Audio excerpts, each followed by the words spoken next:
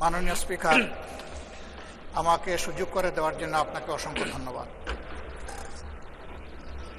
আমি সর্বপ্রথম মহান আল্লাহ তাআলার শুকরিয়া আদায় করছি।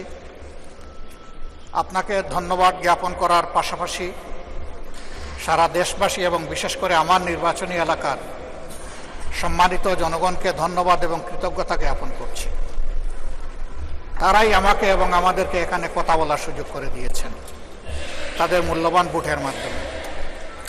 আমি গভীর শ্রদ্ধার সাথে স্মরণ করছি 47, 52, 71, 90 শাপলা চত্বরে সম্মানিত শহীদবৃন্দকে এবং ফ্যাসিস্ট আমলে 15.5 বছর যারা নির্যাতিত হয়ে দুনিয়া থেকে বিদায় নিয়েছেন, লড়াই করেছেন, আহত হয়েছেন, পঙ্গু হয়েছেন, আয়নাগরের বন্দী হয়েছেন, বিভিন্নভাবে যারা নিগৃহীত হয়েছেন, বিশেষভাবে আমি গভীর শ্রদ্ধার সাথে স্মরণ করছি 24 জুলাইয়ে যারা বুক চিতিয়ে লড়াই করে আমাদেরকে আজকের এই সংসদ গঠন করার সুযোগ তৈরি করে দিয়েছেন।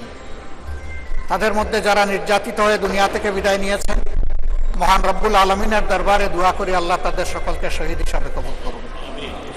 যারা আহত পঙ্গু হয়েছেন, আল্লাহ তাদেরকে সুস্থতার নিয়ামত দান করুন। আমরা সকলের প্রতি গভীর শ্রদ্ধাশীল, কৃতজ্ঞ, ঋণী। আজকের এই সংসদ গতানুগতিক কোনো সংসদ নয়, এটা 24 রক্তের উপর দাঁড়িয়ে থাকা একটি সংসদ। আজকে আপনি এই মহান সংসদের স্পিকার বা অভিভাবক নির্বাচিত হয়েছেন এবং আপনার সাথে ডেপুটি স্পিকার হিসেবে জনাব কায়সার কামাল সাহেব নির্বাচিত হয়েছেন। আমরা দুইজনকেই অভিনন্দন জানাই।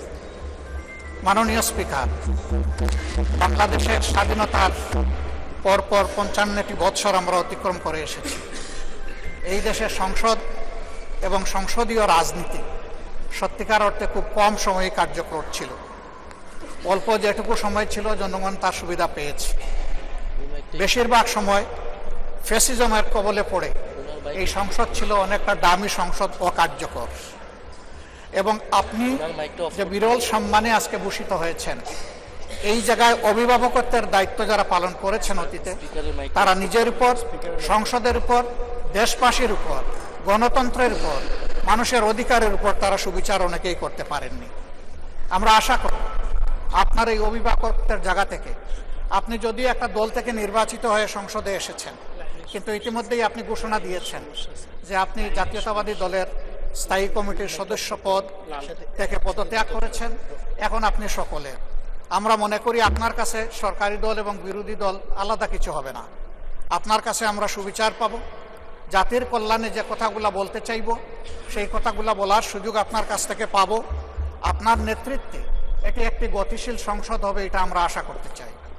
আমরা আশা করতে চাই অতীতে যে মন্দ নজির সৃষ্টি হয়েছে বিভিন্ন সময়, এটি নতুন করে আর হবে না। আজকের এই সংসদে অনেক তরুণ সদস্য এখানে আজকে এসেছেন। আমিও বয়সে একটু বেশি হলেও আমিও তরুণ। আমার জীবনে এটা প্রথমে এই সংসদে ঢুকল, সুতরাং আমিও তরুণদের একজন। সেই তরুণরা যারা এখানে প্রাজ্ঞ আছেন, অতীতে যারা এই মহান সংসদের সদস্য বারবার নির্বাচিত হয়েছেন, তাদের কাছ থেকে আমরা ভালো কিছু শিখব। আমরা অতীতের সংসদগুলোতে দেখেছি এখানে দেশের মানুষের কল্যাণ বিবেচনায় আলোচনা না হয়ে মানুষের চরিত্র হননের জন্য এখানে বিপুল সময় ব্যয় করা হয়েছে।